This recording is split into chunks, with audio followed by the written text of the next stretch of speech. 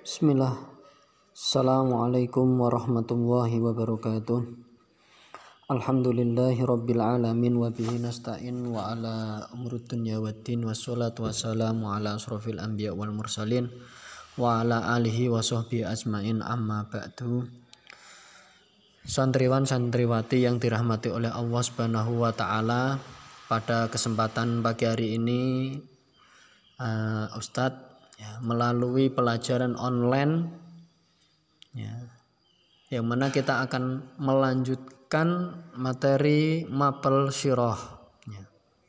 Anak-anak yang dirahmati oleh Allah Subhanahu wa taala, yang Ustadz sayangi karena Allah Subhanahu wa taala, dimohon untuk mempersiapkan diri, untuk mempersiapkan ballpoint dan buku catatan maupun buku syirah jilid 1, khususnya yang kelas 7 halaman 12 subbab nomor 9 dengan judul Hukmu Baina Quraisyin fi Wadil Hajaril Aswad.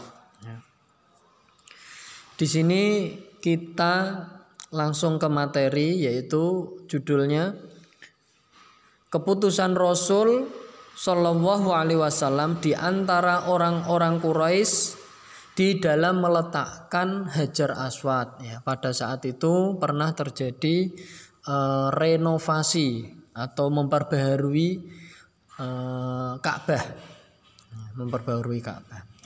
Lanjut saja nomor 1. Fil khamisati wasalasina min umrihi hadamat Quraisyun al-Ka'bata wajaddadat bina'aha.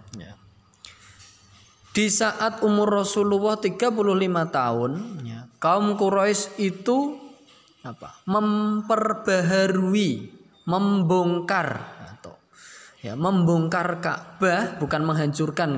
Kalau menghancurkan itu identik dengan kayaknya kurang baik lah ya. Memperbaharui Ka'bah dengan membongkar Ka'bah, dan memperbaharui bangunannya.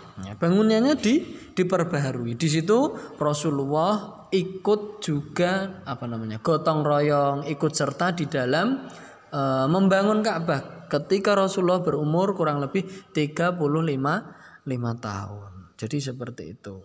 Sama ketika kita di desa-desa kita ada sebuah gotong royong untuk masjid, untuk musola, alangkah baiknya bagi yang laki-laki bisa membantu, walaupun tidak bisa dengan tenaga, dengan amal jariah berupa semen, pasir dan lain sebagainya, atau uang dan lain sebagainya.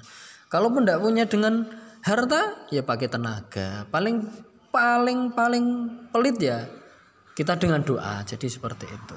Yang nomor 2, waqad istaroka ma'hum sallallahu alaihi wasallam fi bina'iha wa kana yahmilu al-hijarah ma'asyrafi Quraisyin wa ma'hu ammuhul Abbas.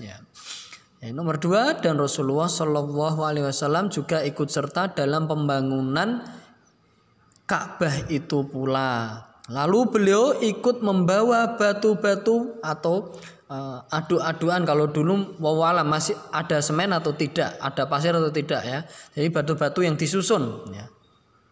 Para pemuka Quraisy, salah satunya ada pamannya Rasulullah, yaitu Abbas. Abbas ini adalah saudara dari bapaknya Rasulullah Shallallahu Alaihi Wasallam. Jadi pentingnya gotong royong ketika membuat rumah ibadah. Jadi seperti itu anak-anak. Jangan sampai ketika kita meninggalkan dunia ini dalam keadaan kosong, tidak ada amal jariah. Salah satunya pahala yang mengalir sampai hari akhir, yaitu salah satunya adalah amal jariah. Kalau tidak bisa dengan harta, paling tidak kita dengan tenaga maupun dengan hati kita, dengan doa kita. Kita lanjut yang nomor 3. Wahtalafat Quraisyun fi man yadu'ul hajarul aswad makanahu. Adapun orang-orang Quraisy itu berselisih. Mereka saling berebut di dalam meletakkan batu hitam atau Hajar Aswad di tempat atau di Ka'bah, di tempat Ka'bah. Summa ittafaqu ala ayyakunal hakmu awwalu dahili min masjidnya. Kemudian mereka itu ya bersepakat ya.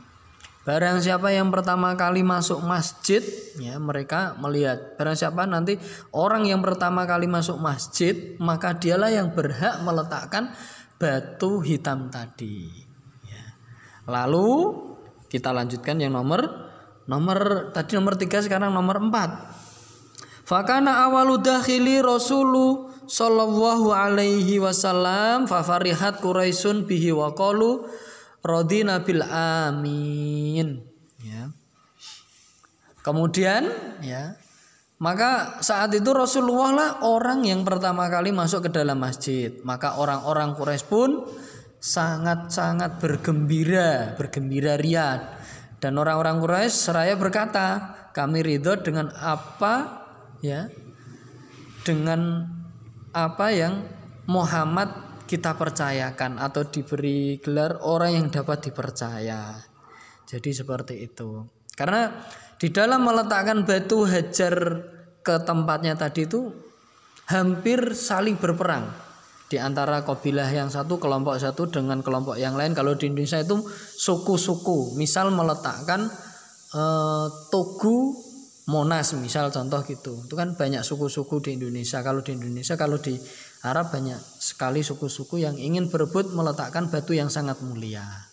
Kan tetapi Allah memberikan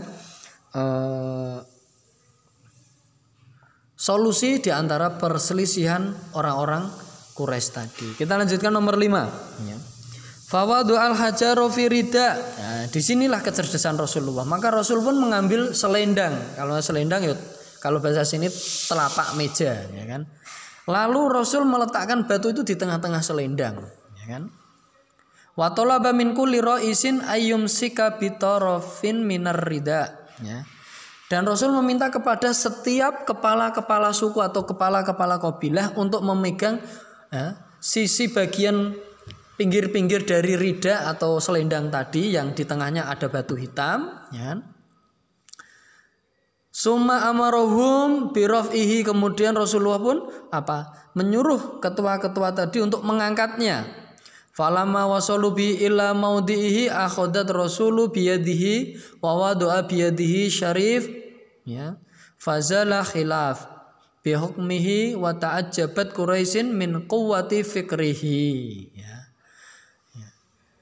Maka kemudian Rasul menyuruh mereka untuk mengangkat, maka ketika mereka sampai di tempat batu itu sampai dengan Ka'bah, Rasul pun mengambil batu tersebut dengan tangannya yang mulia. Lalu Rasul meletakkan batu tersebut, maka perselisihan di antara kaum Quraisy hilang. Ya, keputusan Rasulullah, ya kan? Orang-orang Quraisy pun kagum dengan ya akal pikiran yang dimiliki oleh Rasulullah Shallallahu Alaihi Wasallam. Kelas 7 yang dirahmati oleh Allah Subhanahu Wa Taala, kurang lebihnya Ustadz mohon maaf. Ya, tetap semangat dalam belajar. Insya Allah minggu depan sudah bisa kembali ke pondok. Wabillahi taufiq wal hidayah. Assalamualaikum warahmatullahi wabarakatuh.